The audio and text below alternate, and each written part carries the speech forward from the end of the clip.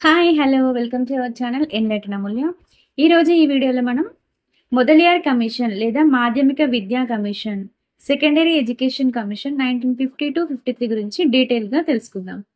చూడండి, ఈ మొదలియార్ లేదా మాధ్యమిక విద్యా కమిషన్ని డాక్టర్ లక్ష్మణస్వామి మొదలియార్ కమిషన్ అని కూడా అంటారు. ఇంకొక పేరు ఏంటంటే సెకండరీ ఎడ్యుకేషన్ కమిషన్, ఇంగ్లీష్లో, తెలుగులో అయితే మాధ్యమిక విద్యా కమిషన్. 1952లో మాధ్యమిక విద్యలో మార్పులు తీసుకురావడానికి మద్రాస్ యూనివర్సిటీ వైస్ ఛాన్సలర్గా ఉన్న డాక్టర్ లక్ష్మణస్వామి మొదలియార్ అధ్యక్షతన ఒక కమిషన్ని సిఏబిఈ నియమిస్తుంది. సిఏబిఈ అంటే central advisory board of education. ఎప్పుడు స్థాపించబడింది? 1921లో. మనకి ఒక వర్డ్ గుర్తుకు రాగానే దానికి రిలేటెడ్ ఏమన్నా ఇంతకుముందు తెలిసిన పాయింట్స్ ఏమైనా ఉంటే మళ్ళీ ఒకసారి రీకాల్ చేసుకుంటే అవి చాలా రోజుల పాటు గుర్తుంటాయి. చూడండి, అంటే ఈ మొదలియార్ కమిషన్ లేదా మాధ్యమిక విద్యా కమిషన్ ఎందుకు ఏర్పాటు చేశారట?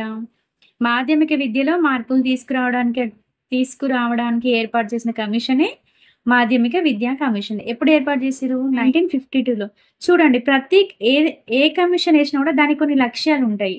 అలాగే మాధ్యమిక విద్యా కమిషన్ కూడా కొన్ని లక్ష్యాలు ఉన్నాయి. దానికి ఒక కోడ్ ఉంది, గుర్తుపెట్టుకోండి. PMNV. పి అంటే పౌరసత్వ శిక్షణ, ఎం అంటే మూర్తిమత్వ అభివృద్ధి, ఎన్ అంటే నాయకత్వ లక్షణాలు పెంపొందించటం, వి అంటే వ్యక్తిగత లేదా వృత్తి సామర్థ్యాన్ని మెరుగుపరచడం. రైటింగ్కి ఇంపార్టెంట్ ఇవ్వకండి, ఫాస్ట్గా రాశాను, కొంచెం అర్థం చేసుకోవడానికి ట్రై చేయండి, ఓకేనా? చూడండి, లక్ష్యాలు ఏంటి? PMNV మొదలియార్ కమిషన్ 4 లక్ష్యాలు అయితే ఇవ్వడం జరిగింది. ఆ మెయిన్ లక్ష్యాలు ఏంటంటే PMNV పౌరసత్వ శిక్షణ, మూర్తిమత్వ అభివృద్ధి, నాయకత్వ లక్షణాలు పెంపొందించడం, వ్యక్తిగత లేదా వృత్తి సామర్థ్యాన్ని పెరుగుపరచడం. మనకి ఎగ్జామ్లో క్వశ్చన్ ఎలా వస్తుందంటే క్రింది వాణిలో మొదలియార్ కమిషన్ సూచించిన వాటిని లక్షణాలు కానిది అని ఈ మూడింటితో పాటు ఇంకొకటి వస్తుంది. అప్పుడు మనం ఏం చేయాలి? ఫస్ట్ లెటర్స్ రాసుకోవాలి. ఇచ్చిన ఆప్షన్లో ఫస్ట్ లెటర్స్ రాసుకొని PMNV కాకుండా ఏ లెటర్తోనైతే ఉంటుందో దాన్ని ఆప్షన్గా టిక్ చేయాలి. బై మిస్టేక్లో ఇచ్చిన వేరే ఆప్షన్ కూడా PMNVకి సంబంధించినట్టు ఉంటే ఇవి ఒకసారి రీకాల్ చేసుకోవాలి. ఏంటి? పౌరసత్వ శిక్షణ, మూర్తిమత్వ అభివృద్ధి, నాయకత్వ లక్షణాలు, వ్యక్తిగత లేదా వృత్తి సామర్థ్యాన్ని మెరుగుపరచడం. మరి ఈ మొదలియార్ కమిషన్ సూచించినటువంటి సిఫార్సులు ఏంటంటే మాధ్యమిక విద్య అనేది 2 రకాలుగా ఉండాలి అని సూచించింది. అందులో ఫస్ట్ వన్ సాధారణ విద్య, సెకండ్ వన్ సాంకేతిక విద్య. విద్యా స్వరూపం గురించి ఎలా చెప్పిందంటే ఇప్పుడు అందరికీ తెలుసు, కోటారి కమిషన్ అంటే 10+2+3. ప్రజెంట్ మనం అందరం అదే చేస్తున్నాం. కోటారి కమిషన్ కన్నా ముందే కదా మొదలియార్ కమిషన్ 1952-50. సో మరి మొదలియార్ కమిషన్ చెప్పినటువంటి విద్యా స్వరూపం ఏంటంటే 5+3+4+3. ఇక్కడ ఫస్ట్ 5 ఏంటంటే primary school, 1st to 5th. ఇక్కడ 3+4 అంటే 7 years కదా. 3 అంటే ఏంటి? 6th, 7th, 8th. మిగిలిన 4 ఏంటంటే 9th, 10th, 11th, 12th and last 3 కళాశాల విద్య అంటే డిగ్రీ అన్నమాట. ఇక్కడ 5+3+4+3 అంటే 5343 అని గుర్తుపెట్టుకోండి. మొదలియార్ కమిషన్ విద్యా స్వరూపం ఏంటిది? 5343. ఒక నెంబర్ లాగా గుర్తుపెట్టుకుంటే సరిపోతుంది. 5 అంటే ఫస్ట్ ప్రైమరీ ఎడ్యుకేషన్ వరకు, 3 అంటే 6th, 7th, 8th, 4th అంటే 12th వరకు, లాస్ట్ 3 అంటే డిగ్రీ. చూడండి, ఇక్కడ క్లియర్గా రాయడం జరుగుతుంది. ఇందులో 6th, 7th, 8th ఏమంటారు? మాధ్యమిక విద్య అంటారు. 9th, 10th, 11th, 12th మాధ్యమికోన్నత విద్య అంటారు. 13, 14, 15 అంటే డిగ్రీ కళాశాల విద్య అంటారు. ఇప్పుడు మాధ్యమిక విద్య అనేది 7 సంవత్సరాలుగా ఉండాలి అని చెప్పిండు. ఇక్కడ 3+4, ఈ 3 ఏమో మాధ్యమిక విద్య, ఇది మాధ్యమికోన్నత విద్య. చూడండి, మాధ్యమిక విద్య, మాధ్యమికోన్నత విద్య, ఇవి రెండింటిని కలిపి మాధ్యమిక విద్యగా కన్సిడర్ చేయాలని చెప్పింది ఎవరు? మొదలియార్ కమిషన్. 7 అంటే 6th to 12th క్లాస్ ఉన్నటువంటి విద్యని మనం మాధ్యమిక విద్యగా భావించవచ్చు. చూడండి, ప్రస్తుతం నవోదయ పాఠశాలల్లో ఈ విధానం ప్రకారం తరగతుల్ని నిర్వహిస్తున్నారు. చూడండి, నవోదయకి ఎంట్రెన్స్ ఎప్పుడు ఉంటుంది? మనకి 6th క్లాస్లో ఉంటుంది. అంటే 5th వరకు మనం ప్రైమరీ స్కూల్ చదివినా కూడా 6thకి ఎంటర్ అవుతాం. 6th to 12th వరకు నవోదయ స్కూళ్ళలోనే ఉంటుంది. అది మాధ్యమిక విద్య కిందకి వస్తుంది. మళ్ళీ మనం డిగ్రీ ఎంటర్ అయిపోగానే తీసేయచ్చు అనమాట. సో ఈ 7 years ఎడ్యుకేషన్ అనేది మనకి నవోదయ విద్యలో అంటే నవోదయ పాఠశాలల్లో కనిపిస్తుంది. ఇక్కడ కొన్ని కీవర్డ్స్ ఉన్నాయి, గుర్తుపెట్టుకోండి. గురుకుల పాఠశాలని స్థాపించాలని చెప్పిందంటే మొదలియార్. రెసిడెన్షియల్స్ ఉండాలి అని చెప్పింది ఎవరంటే కొఠారి. నవోదయ విద్యను ఇంట్రడ్యూస్ చేసింది ఎవరంటే 1986 NEP రాజీవ్ గాంధీ నవోదయ విద్యల గురించి ప్రస్తావించడం జరిగింది అన్నట్టు. నవోదయ విద్యాలయాలు ఉండాలని చెప్పింది ఎవరంటే రాజీవ్ గాంధీ. ఏ ఎన్ఈపి అంటే 1986 ఎన్ఈపి. రెసిడెన్షియల్స్ గురించి చెప్పింది కొఠారి కమిషన్. గురుకులాల గురించి చెప్పింది మొదలియార్. మరి మొదలియార్ కమిషన్ ఎటువంటి బోధనా భాషను సూచించిందంటే ఇది కూడా సేమ్, మాతృభాషలో బోధన జరగాలి. ఇంకొకటి జాతీయ భాష అయిన హిందీని తప్పనిసరిగా బోధించాలని లాంగ్వేజెస్ గురించి మాట్లాడడం జరిగింది. కమింగ్ టు బోధనా పద్ధతులు, ప్రాజెక్టు పద్ధతి ఇంకా క్రియా పద్ధతి, ఈ రెండింటిని మనం మాధ్యమిక విద్యలో అనుసరించాలని తెలియజేయడం జరిగింది. మొదలియార్ కమిషన్ ఎటువంటి సిలబస్ గురించి చెప్పిందో చూద్దాం. పాఠ్య పుస్తకాలలోని సిలబస్లని నిర్ణయించడానికి text book committee text book committee text book కమిటీలను ఏర్పాటు చేయాలి అని సూచించింది. పాఠ్య పుస్తకాలలోని అక్షర దోషాలను టెక్స్ట్ బుక్ కమిటీలు సవరించాలి. అంటే టెక్స్ట్ బుక్లో తప్పులు అస్సలే ఉండద్దు. అంటే మనం ప్రింటింగ్కి ఇచ్చే ముందు 1-2 సార్లు రీచెక్ చేసుకోవాలన్నట్టు. చెక్ చేసుకోవడానికి ఎవరు ఉండాలి? టెక్స్ట్ బుక్ కమిటీలు ఉండాలి. అవే వాటిని సరిచూసి తప్పులు లేకుండా ప్రింట్ చేయాలి. పాఠ్య ప్రణాళిక అనేది నిజ జీవితానికి దగ్గరలో ఉండాలి. అంటే పాఠ్య ప్రణాళికలో మనం ఏమైతే నేర్చుకుంటున్నామో, పిల్లలకి ఏవైతే నేర్పించాలి అనుకుంటున్నారో అవి మన నిజ జీవితానికి అర్థం పట్టినట్లు ఉంటే పిల్లలు తొందరగా అర్థం చేసుకోవడానికి వీలుంటుంది. ఇప్పుడు చూడండి, మనం చదివేది ఒకటి, జాబ్ ఒకటి అన్నట్టు. టెక్స్ట్ బుక్లో వేరే ఉండి మన సమాజంలో వేరే ఉంటే, ఇప్పుడు చూడండి చాలా ఈయనకి లోక జ్ఞానం లేదు, టెక్స్ట్ బుక్స్ అంటే చదువు జ్ఞానం ఒకటే ఉంది, లోక జ్ఞానం లేదు అంటారు. అదే మనం ఈ పాఠ్య ప్రణాళికలో మన సమాజానికి సంబంధించినటువంటి విషయాలు, సమాజంలో జరిగేటువంటి అంశాలు, వాటిని అనుసంధానం చేసుకుంటూ, అంటే నిజ జీవితానికి దగ్గరలో ఉన్నటువంటి అంశాలను పాఠ్య ప్రణాళికలో చేసినట్టయితే వాళ్ళ జ్ఞానం సమర్థవంతంగా యూజ్ అవుతుంది.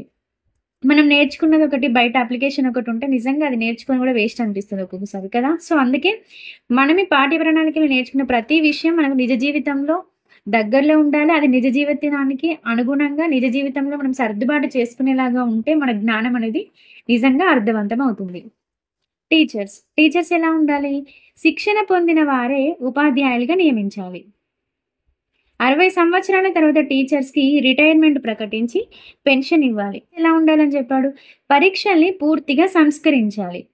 మాధ్యమిక స్థాయిలో ఒక పబ్లిక్ పరీక్షని నిర్వహించాలి. అండ్ ఉత్తీర్ణులు కాని వారిని కంపార్ట్మెంటల్ పరీక్షని నిర్వహించాలి. అంటే సప్లిమెంటరీకి సంబంధించినవి అనమాట. కంపార్ట్మెంటల్ అంటే ఇక్కడ మాధ్యమిక స్థాయి అంటే మనం ఏం చెప్పుకున్నాం, 6th to 12th అనుకున్నాం. మధ్యలో ఒకటి ఏంటిది?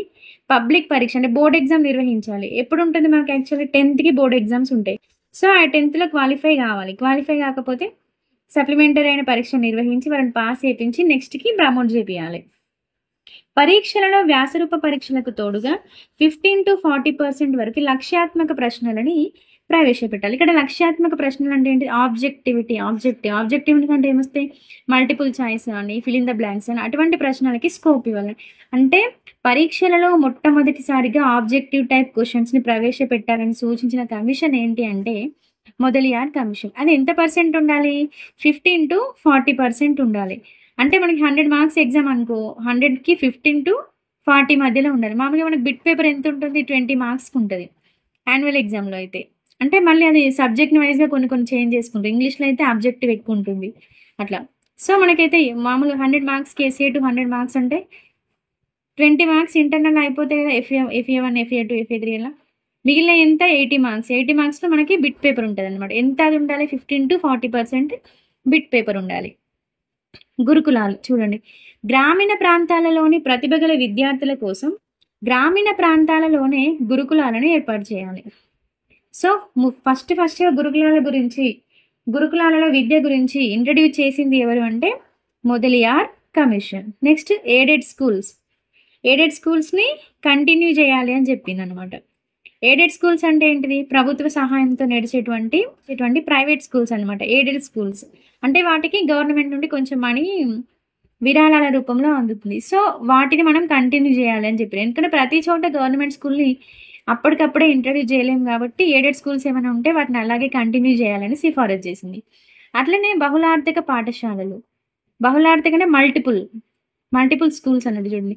ఒకే పరిసరంలో సాధారణ విద్యను బోధించే పాఠశాల మరియు సాంకేతిక కోర్సుల్ని నిర్వహించే పాఠశాలని నెలకొల్పాలి. అంటే ఒకే పరిసరంలో అంటే ఒకటే ప్లేస్. ఇప్పుడు ఫర్ ఎగ్జాంపుల్ స్కూల్ కాంప్లెక్స్ ఉందనుకో, ఒకటే బిల్డింగ్, ఒకటే స్కూల్, నార్మల్ స్కూలే కాకుండా ఇంకొక బిల్డింగ్ కూడా పక్కనే ఉంచి దాని పక్కన వొకేషనల్ కోర్సెస్ గానీ, వృత్తి విద్యా నైపుణ్యాలు, సో డిఫరెంట్ టెక్నాలజీస్‌కి సంబంధించి కంప్యూటర్ గానీ, ఐసీటీ గానీ, సో డిఫరెంట్ డిఫరెంట్ కోర్సెస్‌ని ఒకే దగ్గర నేర్పాలి. మల్టిపుల్ స్కూల్ ఒకసారి పాఠశాలలోకి పిల్లవాడు ఎంటర్ అయితే నార్మల్ చదువుతో పాటు ఇంకొకటి ఏదైనా కోర్స్ నేర్చుకోవడానికి వీలుగా ఉండేలాగా మల్టిపుల్ స్కూల్స్‌ని ఏర్పాటు చేయాలి. మల్టీపర్పస్ స్కూల్స్ బహుళార్థక అంటే మల్టీపర్పస్ స్కూల్స్ అండి. ఒకే పరిసరంలో సాధారణ విద్యతో పాటు సాంకేతిక కోర్సుల్ని కూడా నిర్వహించే పాఠశాలల్ని నెలకొల్పాలి. వీటినే బహుళార్థక పాఠశాలలు అంటారు. నెక్స్ట్ బాలికల పాఠశాలలు. చూడండి బాలికల పాఠశాల. బాలికల కొరకు ప్రత్యేక పాఠశాలలు ఏర్పాటు చేయాలని సూచించిన కమిటీ అని చెప్పి 4 ఆప్షన్లు ఇస్తే మొదలియార్ కమిషన్ ఉంటే మనం దాన్ని చూజ్ చేసుకోవచ్చు. ఎందుకంటే బాలికలకు కూడా ప్రత్యేక పాఠశాలలు ఏర్పాటు చేయాలని చెప్పిన వారు ఎవరంటే Mudaliar commission. Next co education స్కూల్స్‌లో బాలికల కొరకు ప్రత్యేక గదితో కూడిన సౌకర్యాలని కల్పించాలి. ఒకటి కంపల్సరీ ఒక స్పెషల్ రూమ్ ఉండాలి. ఎందుకంటే వాళ్ళకి హెల్త్ ప్రాబ్లమ్స్ వచ్చినా కూడా, సిక్ అయినా కూడా వాళ్ళకి ఒకటి రెస్ట్ రూమ్ లాంటిది ఉంటే చాలా బెటర్. నెక్స్ట్ క్రమశిక్షణ అంటే డిసిప్లిన్. మాధ్యమిక విద్యలో పిల్లల క్రమశిక్షణను పెంపొందించుటకు ఎన్‌సీసీ ఇంకా స్కౌట్స్‌ని ఏర్పాటు చేయాలి. ఎన్‌సీసీ ఇంకా స్కౌట్స్ గురించి మాట్లాడిన కమిషన్ ఏంటి అని అడిగితే కూడా మనం మొదలియార్ కమిషన్‌ని చూజ్ చేసుకోవాల్సి ఉంటుంది. నెక్స్ట్ మాధ్యమిక విద్యా కార్యక్రమాలను సమన్వయం చేయడానికి మరియు పర్యవేక్షించడానికి కేంద్రీయ మాధ్యమిక విద్యా పరిషత్‌ని ఏర్పాటు చేయాలని సూచించింది ఎవరు? మొదలియార్ కమిషన్. విద్యారంగంలో అనేక పరిశోధనలు చేయుటకు మరియు ఉపాధ్యాయులకు వృత్యంతర శిక్షణ ఇచ్చుటకు ఎన్‌సీఈఆర్‌టీని ఏర్పాటు చేయాలి. ఈ ఎన్‌సీఈఆర్‌టీ ఎప్పుడు ఏర్పాటు చేసిండ్రు? 1961 సెప్టెంబర్ 1న ఏర్పడింది. అంటే మొదలియార్ కమిషన్ ఏం చెప్పింది? మన విద్యారంగంలో అనేక పరిశోధనలు చేయుటకు మరియు ఉపాధ్యాయులకు వృత్యంతర శిక్షణ ఇచ్చుటకు కంపల్సరీ ఒక ఎన్‌సీఈఆర్‌టీని ఏర్పాటు చేయాలి అని సూచించింది. సో ఎప్పుడు చూపించింది? 1950-53 మొదలియార్ కమిషన్‌లో సూచిస్తే ఈ కమిషన్ యొక్క సిఫార్సుల మేరకు 1961 సెప్టెంబర్ 1న ఎన్‌సీఈఆర్‌టీని ఏర్పాటు చేయడం జరిగింది. నెక్స్ట్ కౌమార దశలోని పిల్లల మానసిక ఆందోళనను తగ్గించుట కొరకు గైడెన్స్ అండ్ కౌన్సిలింగ్ సెంటర్స్‌ని ఏర్పాటు చేయాలంటే ప్రతి స్కూల్‌లో గైడెన్స్ అండ్ కౌన్సిలింగ్ సెంటర్స్ ఉండడం చాలా మంచిది. ఎందుకంటే పిల్లలందరూ ఒకేలాగా ఉండరు. అందరూ ఇండివిజువల్ డిఫరెన్సెస్‌ని కలిగి ఉంటారు. ఎవరైనా పిల్లలకి మానసిక గాని ఆందోళన తగ్గించడం కొరకు ఎవరైనా మానసికంగా ఆందోళన చెందుతూ కొంచెం బాలేనట్టయితే వాళ్ళని ఎప్పటికప్పుడు పిల్లల్ని కనిపెట్టుకుంటూ వాళ్ళకి కావాల్సినటువంటి సరైన టైంలో గైడెన్స్ అండ్ కౌన్సిలింగ్ ఇవ్వాల్సిన బాధ్యత ఉపాధ్యాయుల మీద ఉంటుంది. కాబట్టి ఒక పాఠశాలలో గైడెన్స్ అండ్ కౌన్సిలింగ్ సెంటర్స్ ఉంటే చాలా చాలా మంచిది. 12వ తరగతి పూర్తి అయిన తర్వాత వృత్తి విద్యా కోర్సులు అయినటువంటి ఇంజనీరింగ్, మెడికల్, డీఎడ్, లా ఎట్సెట్రా వాటికి ప్రవేశ పరీక్షలు నిర్వహించాలి. అంటే ఇప్పుడు చూడండి మనం ఇంటర్ తర్వాత ఇంజనీరింగ్ అని, మెడికల్ అంటే నీట్, జేడబ్ల్యూ మెయిన్స్ ఇవన్నీ రాస్తాం కదా. అటు డైట్ సెట్, ఇప్పుడు డీఎడ్ అంటే డైట్ సెట్ రాస్తాం, లా సెట్, ఎల్ఎల్బి ఇవన్నీ రాస్తాం కదా. సో వీటన్నిటికి కూడా ఏం కావాలంట? ఎంట్రన్స్ ఎగ్జామ్ పెట్టి వాళ్ళ మెరిట్ ప్రకారం వాళ్ళకి సీట్లు కేటాయించాలి. అంటే 12వ తరగతి తర్వాత వివిధ వృత్తి విద్యా కోర్సులకి ఎంట్రన్స్ ఎగ్జామ్స్ నిర్వహించాలి అని తెలిపినటువంటి కమిషన్ ఏది అంటే Mudaliar commission. Thank you for watching. If you like this video, please like, share and comment, and don't forget to subscribe our channel Enlighten Amulya. Next Kothari Commission in next video. Thank you.